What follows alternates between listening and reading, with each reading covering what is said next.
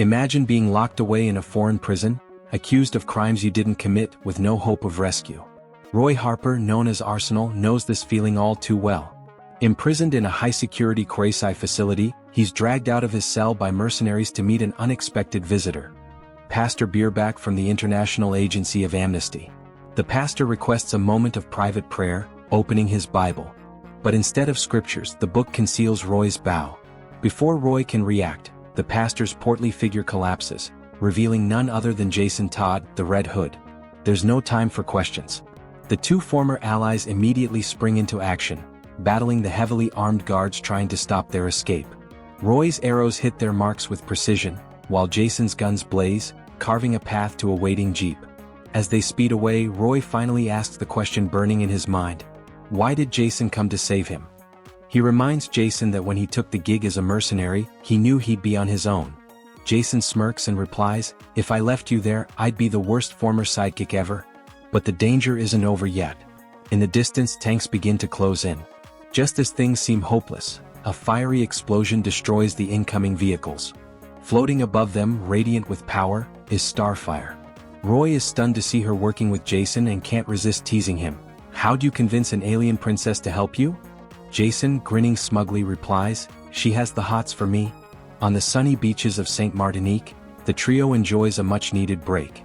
Roy seizes the opportunity to question Jason about his unexpected alliance with Starfire. Jason explains that Tamaranians have little attachment to human affairs, which is why Starfire barely remembers her time with the Teen Titans. Their casual conversation is interrupted by a mysterious figure. A woman named Essence appears, but strangely only Jason can see her. She brings unsettling news. A series of grisly murders has been occurring. The victims are being found without their vital organs, yet these organs were somehow removed years before their deaths, and without a single incision. Jason immediately recognizes the horrifying pattern. It's the work of an ancient, sinister group known as the Untitled. Essence confirms his suspicions and reveals that even the leader of the All-Caste, the ancient order sworn to stop the Untitled, has been killed. Having once been a member of the All-Caste himself, Jason knows he's the only one who can face this threat. As Jason contemplates his next move, Roy decides to test Starfire's memory. To his dismay, he discovers that she doesn't recall their past together, or even her former lover, Dick Grayson. Her indifference stings even more when she casually propositions Roy for a no-strings-attached relationship. In Chicago, a man stumbles across photos of Starfire online. The gleam in his eyes reveals that the presence of a Tamaranian on Earth isn't just a curiosity, it's an opportunity.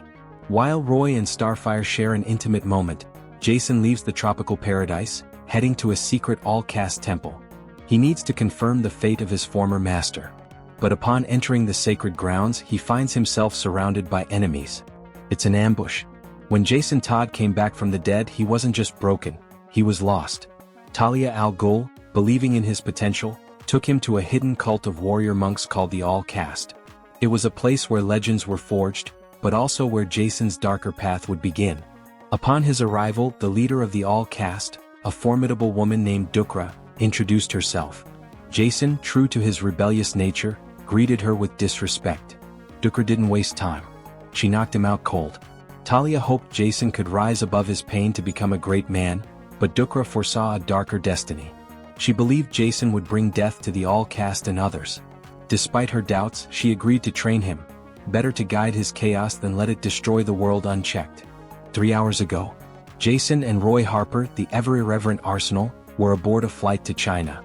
Roy, feeling guilty, apologized once again for sleeping with Starfire. Jason, unbothered.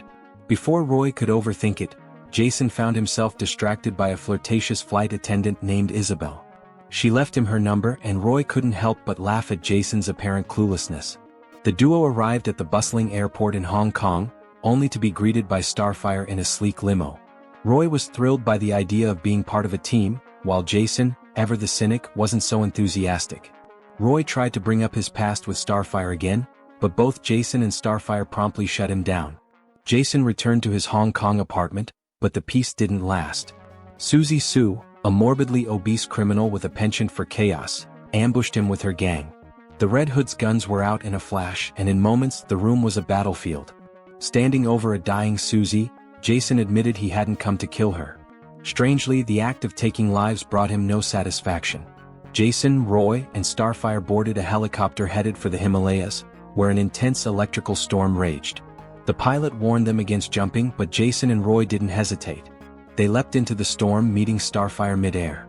Using retractable blades from his gauntlets, Jason glided toward a concealed mountain, with Roy and Starfire following close behind. Together, they passed through an illusory mountainside and entered the hidden temple of the All-Caste. Inside, Jason knelt before the lifeless body of Dukra. The weight of his failure pressed down on him. He apologized for not being there when she needed him most. To his shock, Dukra's spirit rose from her body. She revealed that the All-Caste had been attacked by a powerful member of the Untitled, who had also taken something precious, the Azar, from the chamber of the All. Jason swore vengeance, but Dukra warned him against letting it consume his heart. With her final words, her spirit faded. Jason barely had time to process her warning before he heard the ominous sound of footsteps, dead footsteps. The corpses of the All-Caste, reanimated by dark forces, emerged to attack. Jason chose to fight without his guns, wielding a sword and a dagger against the people who had once trained him. Beside him, Roy and Starfire battled fiercely.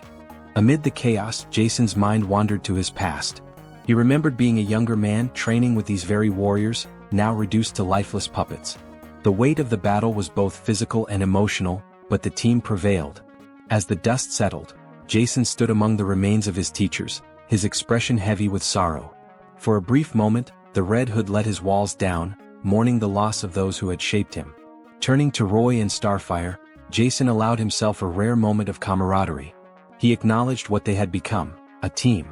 "All right," he said, a spark of determination in his voice, "let's go kick some ass."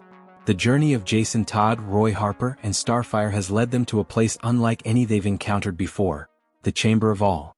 It's a place filled with secrets, ancient artifacts, and memories so powerful that they can change everything. To find the Untitled, the mysterious force that's been tearing apart the All-Caste, they needed access, and for that they had to meet Esaru the Proctor. Esaru was no ordinary man. He looked young, boyish even, but he had lived for over 4 millennia. His responsibility? To guard a room deep within the Chamber of All. A room full of untold knowledge and power. But nothing comes for free. As collateral for letting them chase the Untitled, Esaru demanded something priceless, their most cherished memories. They had to give them up if they wanted to enter, and he promised to return them if they succeeded. The trio stepped inside, entering a room full of twisting stairs leading off in every direction. It was a nexus, a place where time and space didn't follow the normal rules. Jason told his companions they would have to follow their instincts. They didn't know where they were going, but they had no choice but to move forward. But Esaru had other plans. Bored by their quest, he began to sift through their memories, watching as they relived moments from their pasts. First, he looked into Starfire's memory. Starfire's past was filled with tragedy. She had once been traded into slavery as part of a peace deal between two worlds, the Citadel and Tamarin. During her captivity, a Citadelian guard, seeing the injustice, apologized to her, knowing that a girl like her should be free. But Starfire, cold and angry, could only respond with violence. She blasted the guard to death, furious at his sympathy. As more guards approached, she warned them all. The same fate would befall them if they dared to get any closer. Meanwhile, deep within the Chamber of All, Jason, Roy, and Starfire came upon a room unlike any they had seen before. It was vast, with an ancient artifact sitting atop a pedestal at the far end of the hall. But something didn't feel right. Starfire, ever cautious, warned the team that the room was a setup. The boys, as usual, didn't listen. Suddenly, the floor beneath them shifted. Spikes sprang out of the ground, and they realized too late that the floor wasn't solid at all. It was the skin of a giant, terrifying monster. Jason, desperate to grab the artifact, leaped for the pedestal, but the monster was relentless. It ensnared Starfire with its massive, thick tongue and swallowed her whole. Back in the chamber, Esaru moved on to Roy's memories. This time he watched as Roy faced off against the infamous killer Croc. But this wasn't just a fight for survival, it was something deeper. As Croc pummeled Roy, he realized something disturbing. Roy wasn't fighting to win. He was fighting to lose, seeking out pain because he thought it would end his misery. Croc, seeing through Roy's despair, offered him a harsh truth. If Roy wanted to pull himself out of the darkness, he would need to start fighting for himself.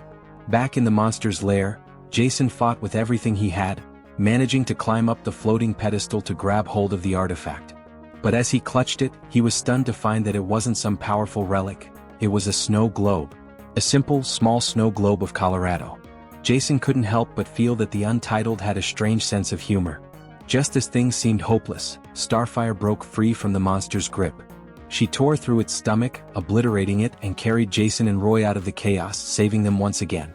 Back in Saru's room, they were alive, battered, but victorious. Saru was surprised though. He had never seen a snow globe like the one Jason held, and he couldn't recognize it. But he did return their memories as promised. Jason, however, made a choice. He refused to take back his most cherished memory, the one he had left behind. That memory was a quiet one. Jason, sick and vulnerable, sat in front of a TV at the Wayne Manor, as Alfred Pennyworth tried to explain to Bruce that Jason wasn't fit to go on patrol that night. Batman let Jason decide. But when Jason tried to push himself to join, it became clear how unwell he truly was. Bruce, seeing his state, gently sidelined him, saying he would take the night off. The two of them sat together in the quiet of the manor, watching TV until Jason finally fell asleep, feeling for the first time that maybe, just maybe, he wasn't alone. If you enjoyed this epic showdown, don't forget to like, subscribe, and share your thoughts in the comments. I see you in the next video.